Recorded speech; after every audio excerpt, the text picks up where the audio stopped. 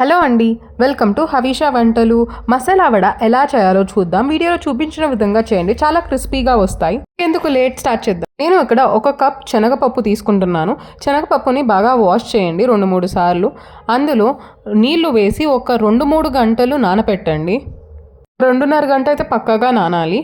ఇప్పుడు మెయిన్గా కావాల్సింది సబ్బాకు. సూపర్ మార్కెట్స్లో దొరుకుతుంది, చూడండి. ఒక మిక్సీ జార్ తీసుకొని అందులో నానిన శనగపప్పు వేసి అందులో జీలకర్ర, కరివేపాకు, వెల్లుల్లి, అల్లం, పచ్చిమిర్చి 4 తీసుకుంటున్నాను ఇక్కడ. తగినంత సాల్ట్, మొగ్గ వేసి బాగా కచ్చపచ్చగా గ్రైండ్ చేయండి. నేను ఇక్కడ ఒక 2 టేబుల్ స్పూన్ బియ్యం పిండి వేశాను. అందులో ముందుగా నానబెట్టిన శనగపప్పు, వెల్లుల్లి, కరివేపాకు, సబ్బాకు, పుదీనా అన్నీ వేసి బాగా కలపండి. కలిపిన తర్వాత ఒక పాన్ పెట్టి డీప్ ఫ్రైకి సరిపడా ఆయిల్ వేయండి.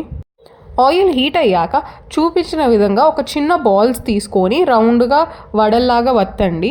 వడల్ని హీట్ అయిన ఆయిల్లో వేసి అన్నీ ఇలాగే వేసుకొని ఒక సైడ్ కాలాక మరోవైపు తిప్పండి.